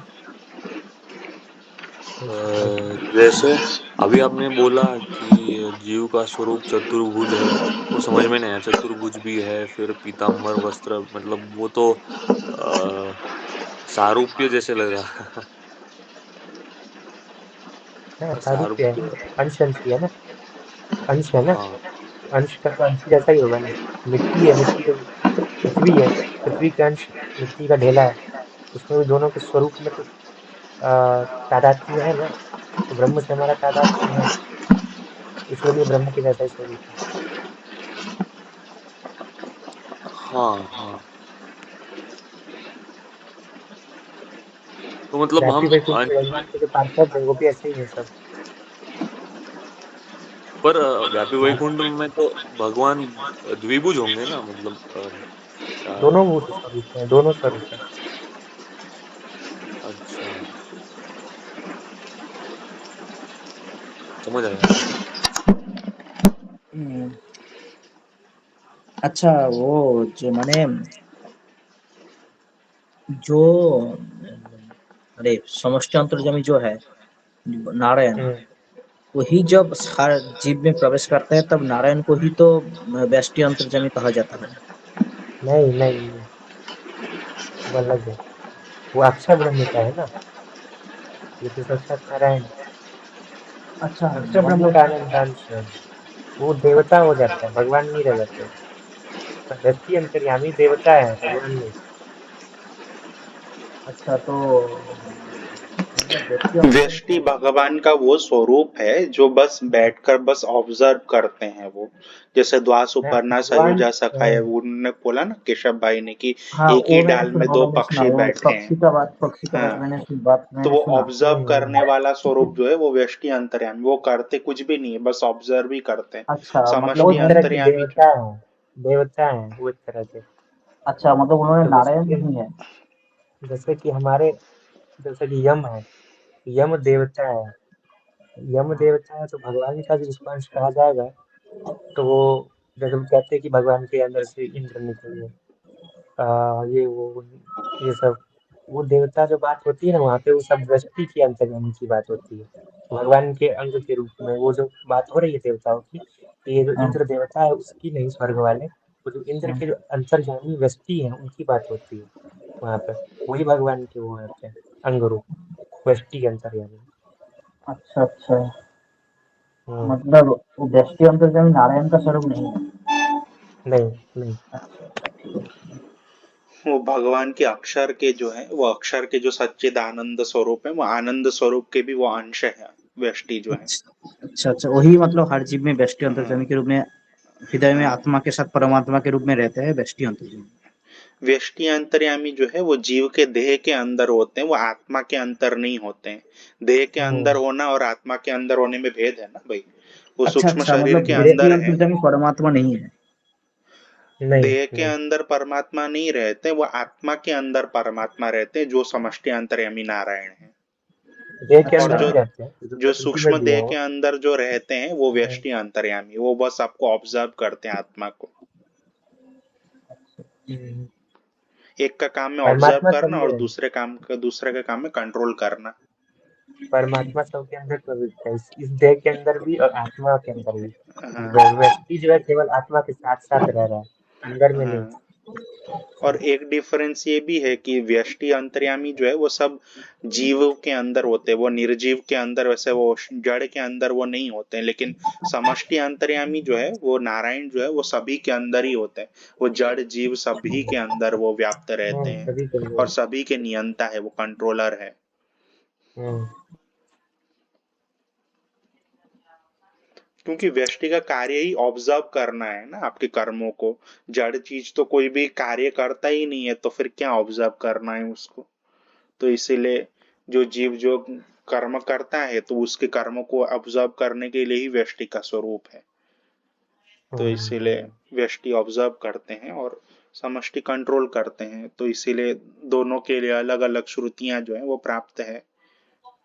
हाँ, जिस दिन ये अध्यास मिटेंगे जीवों के, उस दिन वापस वो आनंद अंश का प्रादुर्भाव हो जाएगा। हम्म, वही मुक्ति की अवस्था कहलाएगी जी। फिर हम्म, से वो साकार हो जाएंगे। हम्म। ये और चारों फिर सब। अध्यास आते ही स्वरूप विस्मृत हो जाता है कि मैं देह हूँ, मैं आत्मा हूँ, मैं इंद्रिय हूँ, ये ऐसा वो मैं प्राण हूँ, ऐसा सोचते ही जो है मैं प्राण हूँ, ये सोचना जो है ये अध्यास है, भ्रम है। देह देह भ्रम नहीं है, हाँ, कि बताए फिर ऐसा नहीं सोचना चाहिए था कि फिर देह फिर भ्रम है, क्योंकि देह तो भगवान के अक्षर परमात्मा की है, क्योंकि ये भी प्राण पंच भी महाभूतों भ्रम से नहीं है, बना हुआ है। अंतःकरण भी अध्याय भ्रम नहीं है, कुछ भी भ्रम नहीं है। मतलब कि सब सत्य एग्जिस्ट कर रहे हैं, लेकिन हमारा हाँ, जो मूल स्वरूप है कि आत्मा है, प्रकृति हाँ, के जड़ नहीं है, वो अध्यास है। और हाँ। ब्रह्म सब कुछ ब्रह्मात्मक नहीं है, ब्रह्म से भिन्न है, ये अध्यास है। किसी भी चीज को अहमता और ममता से जोड़ लेने से ही वो संसार बन जाता है। नहीं तो जगत रूप में तो वो तो भगवान का अंश है, वो तो सत्य चीज है, उसमें तो कोई उसमें वो नहीं है, उसमें कोई दो बात नहीं है। जैसे पेन है, पेंसिल है, हम्म, कंप्यूटर है, टेबल है, सब जगत है। जगत है, भगवान का अंश है, ठीक है। लेकिन द मोमेंट जब भी मैंने सोचा ना कि मेरा पेंसिल, मेरा पेन, मेरी लैपटॉप, मेरा फोन, तो मेरा जैसे ही मैंने लगा दिया तो मैंने अपना क्या किया, मैंने अपना ममता उसके साथ जोड़ दी। तो द मोमेंट मैंने वो किया तो वो संसार बन गया। तो वो संसार संसार जो है वो संसार मिथ्या है, जगत मिथ्या नहीं है। हम्म। एक बार मुक्ति हो गई यानी ब्रह्म ज्ञान जिसको हो जाता है, तो उसको हर जगह ब्रह्म की अनुभूति होती है, तो उसके लिए अध्यास भी फिर ठीक है। फिर वो एग्जैक्टली। देहात्मवादी है, तो फिर क्योंकि सच में वो देहात्मवादी है, क्योंकि देह आत्मा है, तो उसको अपनी देह आत्मा के रूप में रियलाइज होती है। देह में प्रॉब्लम नहीं है, देह तो एग्जिस्ट करता है, देह परम सत्य है, लेकिन देह को जड़ मानना और देह में मतलब कि आ, उत्पत्ति ये नाश मानना। उत्पत्ति होती है, नाश होता है, रोग से ग्रस्त होता है, ये सब मानना जो होता है ये ब्राह्मणिक नहीं है। और ब्रह्म से भिन्न देह को मानना ये सब मिथ्या है। देह अगर फिर देखा जाए तो देह भी सत्य है, देह भी आत्म रूपी ही है। तो ज्ञानी के लिए देह भी उसको अपने आत्मा के रूप में ही लगता है।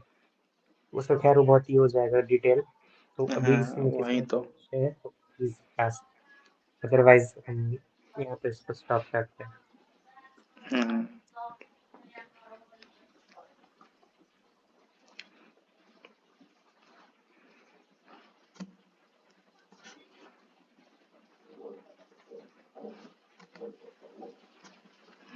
हम्म।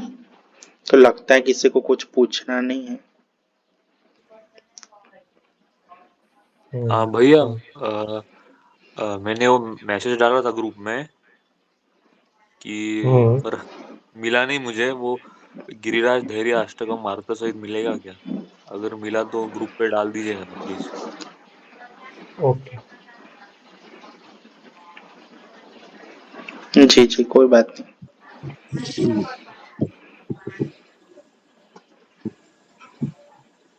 तो क्या सेशन और कंटिन्यू होगा, क्या क्लोज हो जाएगा अभी?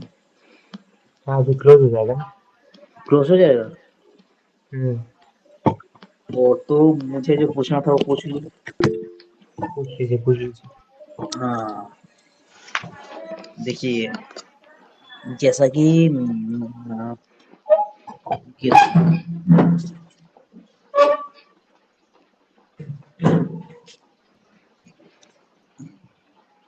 जैसा कि गोस्वामी से दीक्षित जी महाराज कहते हैं, मतलब मैंने सुना, गोसाई जी जिसको अपना प्रभु माना है वो सारे प्रकार के मंत्र और तांत्रिकी पूजा विधि उपासना से परे है, जिसको छू नहीं सकता वही मेरा प्रभु है।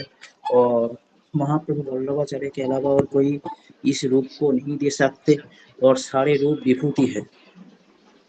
तो दूसरे और जो दूसरे जो संप्रदाय कृष्ण के भक्ति करते हैं, निम्बार की हरिदासी हरिवंश संप्रदाय, वो सारे विभूति का पूजा करते हैं। तो मतलब हम लोग जैसा कहते हैं कृष्ण से ही नारायण आए हैं, और नारायण से सारे अवतार का प्रकट होते हैं, ऐसा ही कुछ फिलोसफी वो सारे संप्रदाय कहते हैं। क्या कृष्ण ही सारे अवतार का मूल है? कृष्ण से राम हो या नारायण हो आते हैं, उनसे सारे अवतार आते हैं। तो उन्होंने किस कृष्ण के बात करते हैं और कृष्ण नारायण के बात करते हैं? समझ गया मैं आपको क्या दिक्कत आ रही है। क्या बात यहाँ पे ये नहीं है कि हमारे समझ में नहीं आया? संप्रदाय में ही, मैं समझ गया क्या दिक्कत है।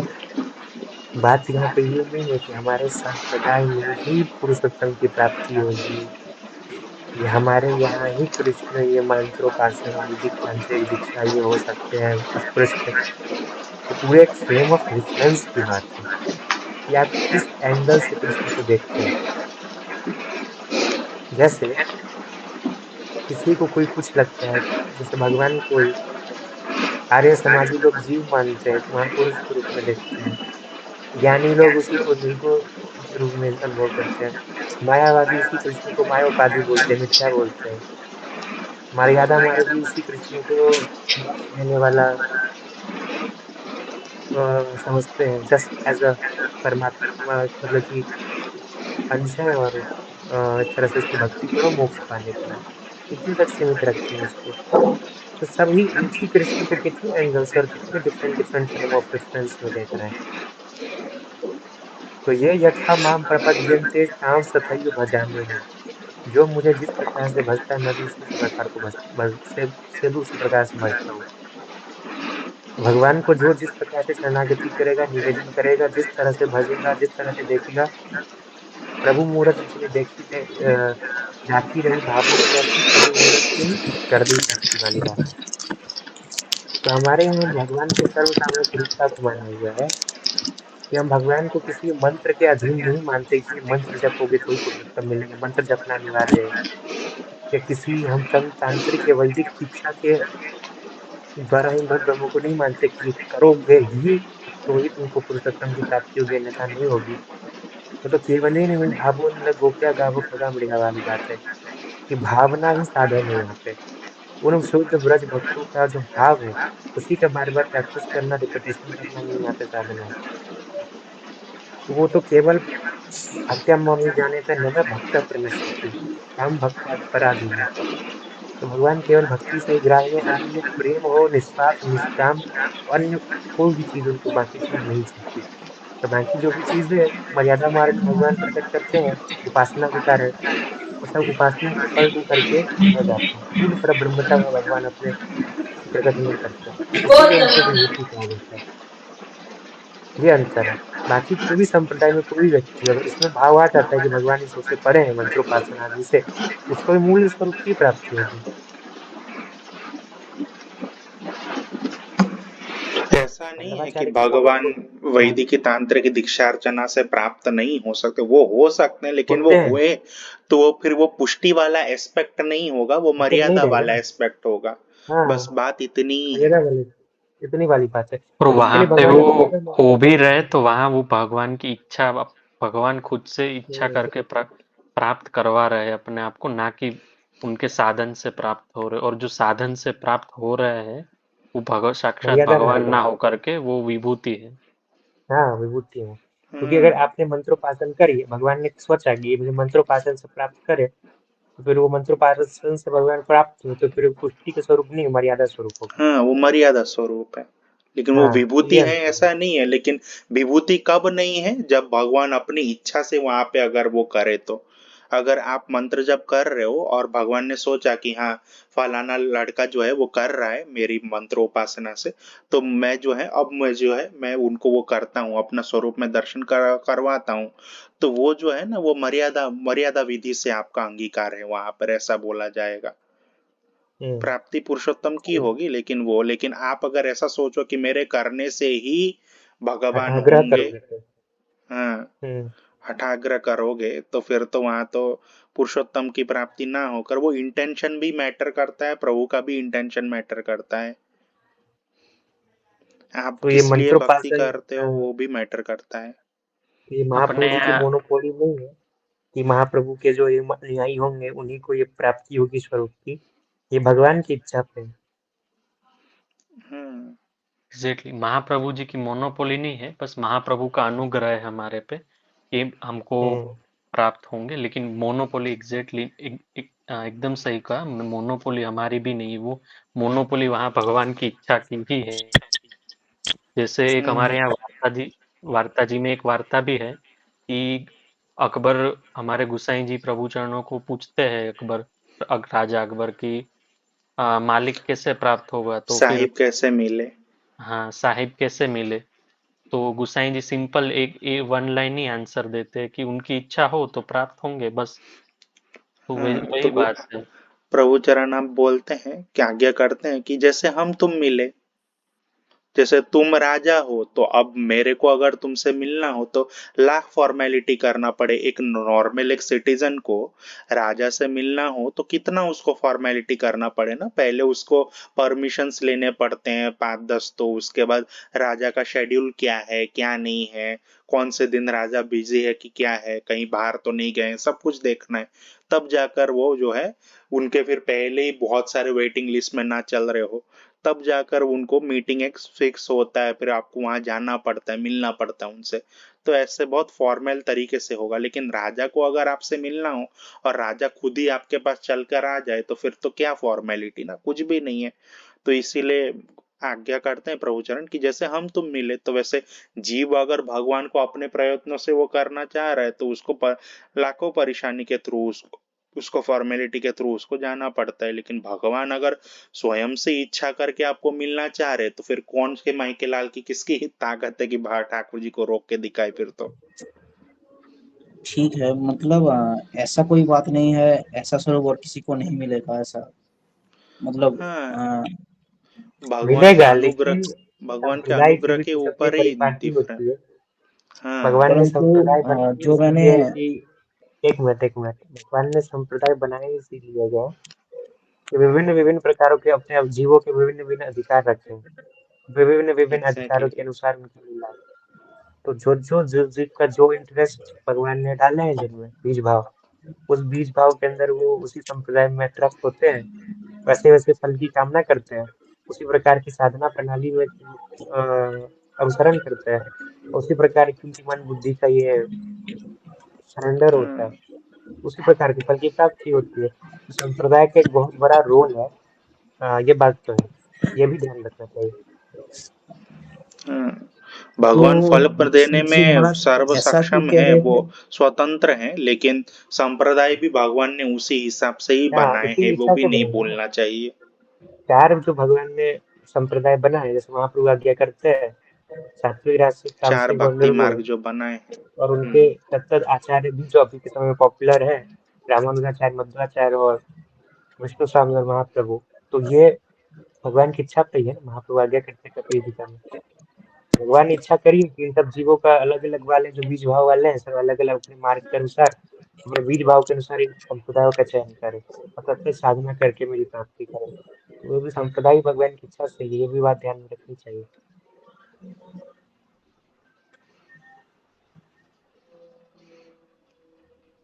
जी आप कुछ पूछ रहे थे भाई अरुणाक्षु। हाँ, पूछिए पूछिए। हाँ, तो मैंने ऐसा भी सुना, मतलब दीक्षित जी महाराज कह रहे थे, मतलब जिस स्वरूप का प्राप्ति महाप्रभु जी कराते हैं और करा सकते हैं, ऐसा स्वरूप का प्राप्ति और दूसरे किसी आचार्य ने नहीं करा सकता, तो उन्होंने ऐसा भी कुछ बोला था। हाँ, तो उसका क्योंकि महाप्रभु जी का सिद्धांत ऐसा है ना, महाप्रभु जी निर्गुण भक्ति मार्ग के प्रवर्तक है, निष्काम भक्ति मार्ग है, भगवान को सर्व सामर्थ्यवान माना है, मंत्रोपासन किसी की मर्यादा नहीं रखी है, केवल भगवान के सर्व सामर्थ्य रूपता और उनकी पुष्टि को कोई साधन माना है, और भगवान ही परम फल है, पुष्टि साधन है। तो इसके महाप्रभु जी का दृढ़ सिद्धांत है, और जो महाप्रभु जी का के अनुसरण करेगा उसको यही सिद्धांत का पालन करना पड़ेगा। और अन्य आचार्यों ने भगवान की सर्व सामर्थ्य रूपता में ईषद अंतर किया है, पूर्ण निष्काम भक्ति का प्रवर्तन नहीं किया है। ये मैं नहीं कह रहा हूँ कि आचार्यों की अपनी मनोकुली किया है, भगवान की आज्ञा पे उन्होंने जो किया है, तो वो तो भगवान की आज्ञा ही शिरोधार्य किया है ना, तो उसके अनुसार ही यहाँ हमारा होगा। कोई भी कहने का मतलब किसी भी संप्रदाय की निंदा करना या वो नहीं है। वो सभी संप्रदाय भगवान ने अपनी इच्छा से भक्ति मार्ग सब नहीं, प्रकट किए निंदा हैं। नहीं है, निंदा कोई नहीं है, हाँ थोड़ा सा। हाँ, बस वो समझने के लिए अपन बता रहे हैं। वो तो कहेंगे ना महाप्रभु जी का जो सिद्धांत है, तो तुम कहेंगे कि महाप्रभु जी ने ही दिया ये चीज। महाप्रभु जी हाँ के सिद्धांत के लिए अपनी निर्वकाश लेंगे, स्पेसिफिक कैरेक्टरिस्टिक्स है चीजें, तो कोई भी कहेगा कि सिर्फ महाप्रभु जी में ही हाँ, प्राप्त होगा। वो तो सभी अब कोई संप्रदाय में अपने अपने आचार्यों की उत्कर्ष तो वो करते ही हैं। कंपैरेटिव क्रिटिकल स्टडीज करें तो आप दिखा हाँ, सकते हैं। अच्छा, मतलब ऐसा कोई बात नहीं है जो स्वरूप पुष्टि मार्ग को प्राप्त होगा वो किसी संप्रदाय को प्राप्त नहीं होगा, ऐसा कोई बात नहीं। संप्रदाय नहीं, व्यक्ति, व्यक्ति, संप्रदाय नहीं, व्यक्ति। अच्छा, कोई व्यक्ति को प्राप्त नहीं होगा, ऐसा कोई नहीं है, ऐसा कोई बात नहीं। संप्रदाय अलग चीज है। ठीक है, कोई बात नहीं। Thank you. जय श्री कृष्ण। जय श्री।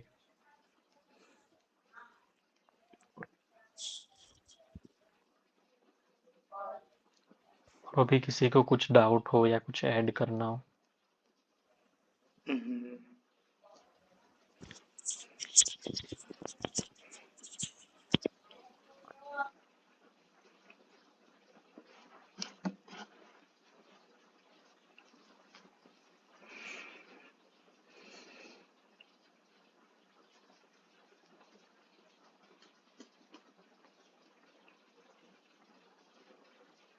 मेरा एक प्रश्न था। हाँ, जैसे प्रभु कृपा करते हैं, मतलब अब जैसे कहा साहेब कैसे मिले, तो प्रभु की इच्छा हो तो हम इच्छा रख सकते हैं प्रभु हमसे मिले, क्या ये पुष्टि मार्ग में रख सकते हैं ऐसी इच्छा?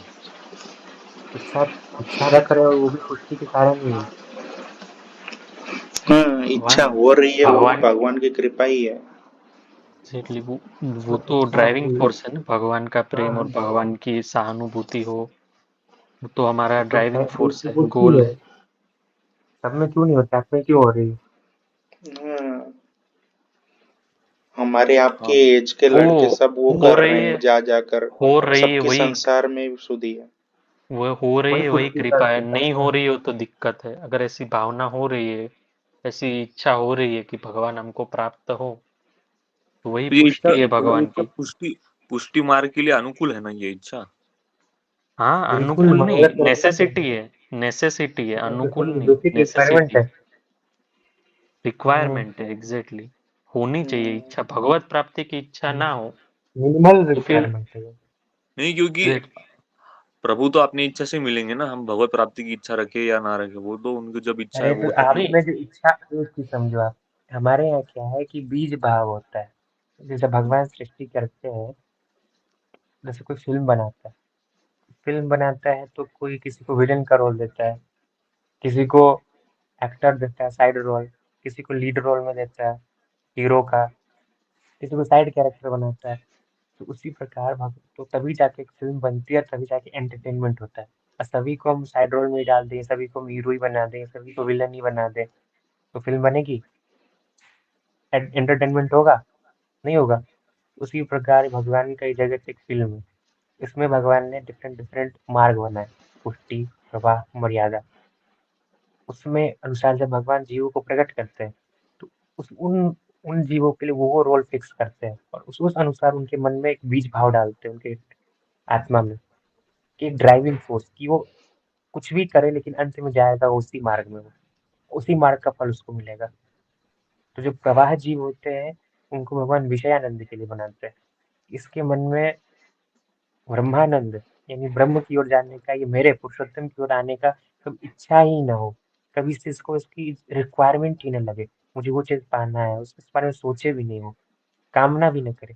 केवल इसको विषय सुख मिले, इसको विषय में ही आनंद मिले, और कुछ इसको आनंद की कल्पना ही ना हो। तो ऐसे जीवों को प्रवाह जीव या प्रवाह सृष्टि का।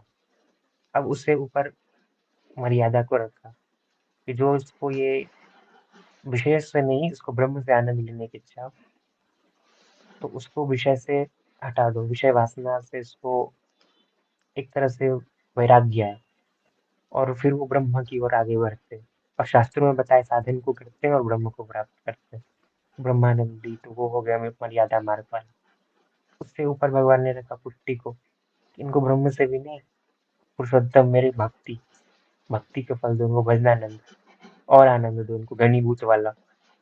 तो वो उसके लिए उनको विषय, उसको जो शास्त्रों में वर्णित साधना है और शास्त्रों का जो फल है ब्रह्म, उसमें भी कोई इंटरेस्ट नहीं, उनको पुरुषोत्तम में इंटरेस्ट है। तो वो बीज भाव के कारण हो रहा है कि भगवान ने सबके अंदर बीज भाव डाला है, और उसी के अनुसार उनके मन की प्रवृत्ति होती है जीवों की, उसी अनुसार वो चलते हैं, कर्म करते हैं। हाँ, अब समझ रहा है। भगवान ने वरण ही वैसा किया है ना उनको, इसीलिए तो बारंबार हम्म, वही कठोपनिषद का श्रुति है, इसीलिए न अयम आत्मा न प्रवचने न लभ्यो न मेधया न बहुना श्रुतेन यमेव ब्रंते तेन लभ्ये। इसीलिए भगवान वही। जिसको चाहते हैं कि वो मेरे को प्राप्त करे, वही भगवान को प्राप्त कर सकते हैं। भगवान चाहते हैं कि दैवी जो है मर्यादा और पुष्टि, वो भगवान को प्राप्त करे, तो इसीलिए उनके मन में जो है वो भगवान के प्रति उनमें तत्परता होती है, और प्रवाही जो है उनके प्रति भगवान की इच्छा ही नहीं है कि मैं इनको वो भगवान को प्राप्त करे, तो वो संसार में ही रचे पचे रहते हैं, संसार ही उनका फल है। और ऐसा बीज क्या मतलब जीव का जब सृष्टि हुआ था तब से ही जीव में डाला हुआ था। हाँ, सृष्टि हाँ, उत्पत्ति के समय ही भगवान सबका वर्ण तो करते हैं। तो फिर किसी पुष्टि जीव जब, हो सकता है इस टाइम भगवत प्राप्ति कर लिया 2025 साल में निरोध हो गया उसका, तो इसके हम्म। पहले तो उनका अनंत जन्म हो चुका है, तो इतना टाइम उनका क्यों भगवान के प्रति निष्ठा नहीं हुआ? भगवान की इच्छा, इच्छा तो अभी क्या नहीं, बाद में प्राप्त। वो कोई ना कोई चीज से वो हो रहे होंगे, उन्होंने वेद निंदा की होगी, या फिर कोई ना कोई उनसे अपराध बने होंगे, जिसके कारण वो होते और ही रहते हैं कुछ संसार भी ना सागर भी में। हुआ हो तो भी वो भगवान की इच्छा है कि इसको इच्छा अभी है। प्राप्त भगवान नहीं करवाना, बाद में अभी हाँ। प्राप्त नहीं, कराना है। इसको 10 दिन बाद, 20 दिन इसको घुमाओ, अभी उसके बाद इसके साथ हम्म, खेलेंगे। उसके साथ खेलेंगे, और विरह करवाओ इसको, आरती और कराओ इसको, और ताप करवाओ, तब मैं इसको प्राप्त होऊंगा। तो भगवान की इच्छा है वो। जैसे कि मुचकुंद राजा का उसमें आता है भागवत जी में, पूरे जीवन उन्होंने साधना की भगवान की, वो करी भक्ति, लेकिन फिर बाद में भगवान ने कालियावन को उनके थ्रू भगवान ने वध करवाया उनके थ्रू, और उसके बाद भी फिर भगवान ने क्या बोला, साक्षात दर्शन हो रहे हैं उनको पुरुषोत्तम के, फिर भी भगवान बोल रहे कि नेक्स्ट जन्म में तुम ब्राह्मण बनना, उसके बाद मेरी प्राप्ति करना। तो अब इसमें क्या कहोगे आप? वही तो वो बात है। भगवान की इच्छा है भाई, एक वो चीज तय है इसीलिए। कि ये महाप्रलय से पहले जो जो जीवात्माओं को जिन जिन मार्गों के लिए चयन किया है, उनको उस मार्ग का फल देना ही है उनको। हम्म, ये निश्चित है कि जो दैवी है तो महाप्रलय के पहले तो वो भगवान में जरूरी उसकी भगवान में प्राप्ति होगी ही होगी, भगवान को प्राप्त करेगा ही करेगा। और महाप्रलय क्या मतलब कल्प के बाद आता है? नहीं, प्रलय भी वो चार सब प्रकार के होते हैं ना भाई, नित्य नैमित्तिक और ये सब, वो आत्यंतिक प्रलय इत्यादि, वो चार प्रकार के भेद है प्रलय में भी। वो जो प्रलय जो हम बोल रहे हैं वो आत्यंतिक लास्ट वाला प्रलय की बात कर रहे हैं, जिसमें ब्रह्मा आदि अक्षर आदि सभी भगवान के अंदर फिर से विलीन हो जाते हैं। अच्छा, सारे ही स्वरूप हम्म, विलीन हो जाते हैं, प्रलय भी इसीलिए इंक्लूडिंग प्रलय भी नारायण। भागवत जी के 12वें स्कंद में जो चार प्रकार के प्रलय उसमें भी समझाया गया है। ब्रह्मा जी के दिन खत्म हो जाने के बाद भी प्रलय होता है, वो नित्य प्रलय है। ऐसे नैमित्तिक प्रलय होता है, ब्रह्मा जी को एक बार ब्रह्मा जी के 100 साल पूरे हो गए, नेक्स्ट ब्रह्मा जी आ गए तो उसमें भी प्रलय होता है। तो ऐसे नित्य नैमित्तिक आत्यंतिक और चार प्रकार का प्रलय है। मैं चौथे का मैं नाम बोल रहा हूँ। तो मतलब इसी जन्म में जो पुष्टिजीव है वो 1 लाख जन्म पहले भी पुष्टिजीव था। हाँ, जीव का जो हमेशा से बीज रहेगा। भाव है वो तो वैसा ही रहेगा। हाँ अच्छा है, रहेगा। अच्छा। तब भगवान की इच्छा नहीं थी तो भगवान ने तब नहीं उनको प्राप्त कराया। अभी इस जन्म में कराना, या इस जन्म में भी ना कराना हो तो इस जन्म में भी वो करेंगे, अपनी तरफ नहीं मोड़ेंगे। प्योरली इसीलिए भगवान की इच्छा और पुष्टि के ऊपर इसीलिए किसी डिपेंडेंट को है। देख करके हम्म, फोर श्योर नहीं बता नहीं सकते कर कि ये सकते। पुष्टि है या मर्यादा है या प्रवाही है। हम बस एट आइडिया अनुमान लगा बेस्ट हम सकते उनका अनुमान लगा सकते हैं हैं। उनके कैरेक्टरिस्टिक्स देख के। फोर श्योर इसीलिए हम्म, कभी नहीं बता सकते हम। क्योंकि कुछ ऐसे ऐसे उदाहरण भी हुए हैं जो परम बाहर से आंसू ही दिखते हैं लेकिन उनमें पुष्टि निकलता है। हमारे जैसे वृत्तासुर का ही ऋषि। एग्जाम्पल है। वृत्तासुर को आचार्य चरण पुष्टि जीव मानते हैं, है असुर लेकिन रूप पहले वो मुरारी, चित्ररथ अपने गंधर्व थे। यहाँ अपने यहाँ वो अघोरी वैष्णव, रूप मुरारी और गुलाब खान, ये सब जो हुए गुलाब हैं बाहर से गुलाब आसुरी दिखते थे लेकिन सब आसुरी आचरण वाले थे, लेकिन थे सब परम पुष्टि। हम्म, अच्छा। और एक मुझे एक श्याम बाबा ने समझा था, वो एक एग्जाम्पल भी बहुत सुंदर याद आ रहा है कि श्याम बाबा कहते हैं कि निरोध है भगवान की इच्छा के ऊपर ही डिपेंड करता है। वो हमारे हाथ में नहीं है कि हम इतना साधन करें तो निरोध हो, या हम इतना भक्ति करें ये करें तो हमको निरोध होगा ही होगा। लेकिन भक्ति करेंगे तो भगवान, भक्ति को तो हम हमारी वो करेंगे, भगवान देखेंगे। तो इसीलिए मतलब ये एक टाइप ऑफ गैम्बलिंग जैसा है कि एटलीस्ट सत्ता। सेफ भक्ति का, बैठ है वो। हाँ भक्ति करेंगे तो भक्तियात्मक निरोध होने का चांस है, लेकिन भक्ति नहीं करोगे और ये मान के बैठ जाएंगे हम कि भगवान की इच्छा होगी वो तो निरोध करेंगे ही करेंगे, तो फिर ये तो हो गया, तब तो फिर और भी चांसेस कम है इसमें। जैसे गैम्बलिंग में कैसे हम करते हैं कि ज्यादा से ज्यादा हमारा चांसेस बढ़े, उस प्रकार का हम गैम्बल करते हैं ना कि हमको ज्यादा से ज्यादा प्रॉफिट हो। तो उसी हाँ, प्रकार भक्ति करने से वो चांसेस बढ़ते हैं। तो जीव को भी शरणागति मतलब कदम लेना चाहिए शरणागति करोगे इससे ना, कुछ। शरणागति तो शरणागत भगवान वचन दिया है भगवान ने शरणागतियों के लिए। भगवान शरणागति को कभी ऐसे निराश नहीं करते। तो भगवान के ऐसे आशीर्वाद है कि जो मेरे शरणागत आता है, प्रपन्न होता है, उसका मैं उद्धारण करता ही हूँ। तो शरणागति का फल तो भगवान देंगे ही, उसमें कोई डरने की बात नहीं है। अच्छा, लेकिन विरोध जैसा करेंगे। कोई जीव शरण ले लिया भगवान का, ठीक है, हो सकता है हाँ, आज कोई जीव भगवान को बोला मैं आपके शरण में हूँ और आप ही मेरा सर्वस्व है, ऐसा कुछ बोलो, तो ऐसा भगवान ने उनको बुलवाया या उन्होंने खुद बोला? भगवान ने बुलवाया। भगवान की कृपा भगवान थी ने, उनके ऊपर इसीलिए वो बोल पाए। अच्छा, मतलब ये भगवान की भी हम कृपा ऐसे के भगवान ने इसीलिए कारण। उनकी इसीलिए बोल बुद्धि पाए। ऐसी। हम्म, अच्छा, अगर मतलब हम लोग खुद खुद ही से शरण में नहीं जा सकते। मैं वो चीज आपने सोचा नहीं कि मैं भगवान को क्यों नहीं चलता, मैं कितना पापी हूँ, मेरे अंदर भगवान के प्रति प्रेम क्यों नहीं आ रहा है, ये भी सोचना नहीं पड़ता है। हम्म, यहीं से कृपा की स्टार्टिंग हो गई।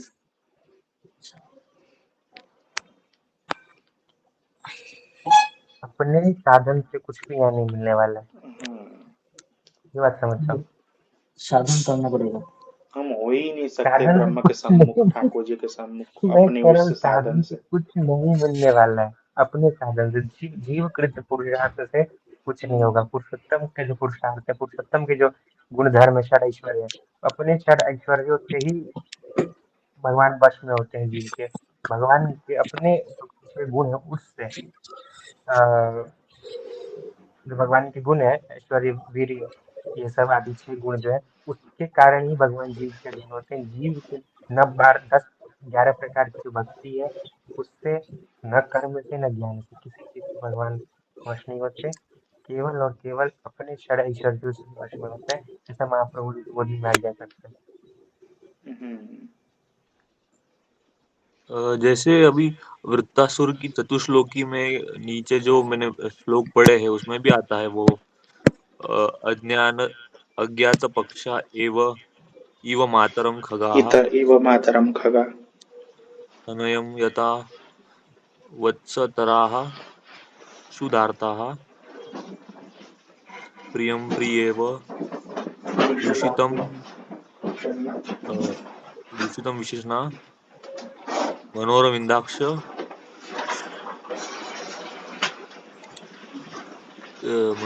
मनोरविन्दाक्ष मनोरवेदाक्ष दिदीक्षति त्वाम्।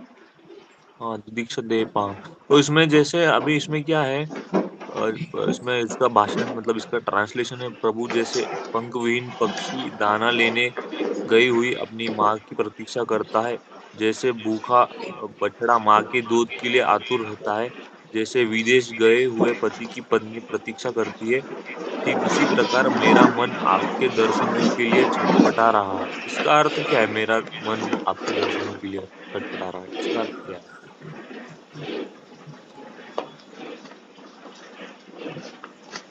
मतलब भगवान की प्राप्ति के लिए वो तड़प रहे हैं, उनको भगवान उनको वो प्राप्त करने हैं। आप कब हमको प्राप्त होंगे, वैसी उनकी वहां पे विज्ञप्ति वो कर इसलिए रहे हैं भगवान से स्तुति करके, इच्छा कर रहे हैं।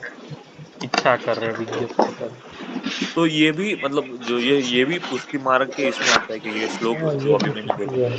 हाँ, ये भी पुष्टि भक्त है वो वृत्तासुर। पुष्टि भक्ति ये भक्ति मार्गीय काम पुरुषार्थ पुष्टि को भावना है दर्शा उनकी। रहा है यहाँ पे। आइडियलिस्टिक पुष्टि भक्त है वृत्तासुर। उन्हीं से ही पुष्टि भक्ति पूरी वही है, वही धारा चली है पुष्टि भक्ति। अच्छा, तो असुर है, मतलब जो देखिए वो असुर है, वो बोलेंगे वो सब राक्षस। मतलब आइडियलिस्टिक है पुष्टि हाँ, मार्गियों के लिए। हम्म, हाँ, अब देखो थे वो राक्षस लेकिन थे पुष्टि दे। हाँ हाँ। तो इसलिए यहाँ वो भक्ति मार्गीय काम पुरुषार्थ की बात है। वही क्या कहते हैं, पुष्टि मार्गे हरिर्दास्यम धर्मार्थो हरिरैव वही कामो हरिर्दिग्दृक्षैव मोक्षो कृष्णस्य चैद्रुवम वाली बात है। कामो हरिर्दिग्दृक्षैव है ना, कि काम क्या है, कि भगवान को निरखने की इच्छा जो है, कामो हरिर दिग्दृक्षैव मोक्ष कृष्णस्य चैद्रुवम जो है वो भगवान को देखने की इच्छा ही वो काम है।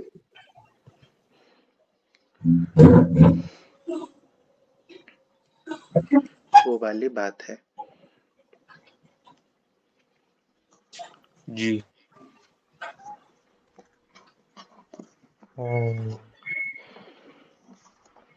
नाम में क्लियर हो जाता है पुष्टि मार्ग, यानी जहाँ अनुग्रह ही सब कुछ है, अनुग्रह से ही सब होता है। हम्म, अनुग्रह के भी फिर बहुत सारे भेद है ने, वो है वो सब फिर बात की बातें लंबी हो जाएगी चीजें फिर, इसीलिए अनुग्रह भगवान की यद्यपि सभी जगह है, लेकिन ऐसा वो नहीं है कि मतलब अनुग्रह तो दूसरे संप्रदाय में भी अनुग्रह अनुग्रह तो कृपा तो सब जगह ही है, लेकिन फिर पुष्टि मार्ग ही क्यों पुष्टि मार्ग है, तो फिर उसका भी फिर अलग ही एक अलग सेंस में महाप्रभु जी पुष्टि को समझाते हैं कि पुष्टि क्या है यहाँ पे। अनुग्रह अनुपात, स्वरूपानुपाती, हाँ, गुणानुपाती, अनुग्रह के भी 2 सामर्थ्यानुपाती, प्रकार वही है। तो वो सब और डिटेल जाएगा अभी स्वरूपानुपाती जो वो। है वो फिर लंबा हो जाएगा, अभी यहाँ बोल चर्चा कर।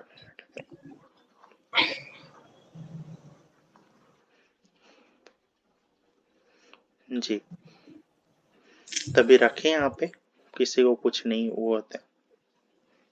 जी, किसी को डाउट ना हो तो हम आश्रय का पद करके ये सेशन को समाप्त करते हैं। आश्रय भाई आश्रय का पद लेंगे। जय श्री कृष्ण। जय श्री कृष्ण। दृढ़ चरणन केरो भरोसो, दृढ़ चरणन केरो श्रीवल्लभ नखचंद्र छटाभिन, सब जग माझ अंधेरो भरोसो,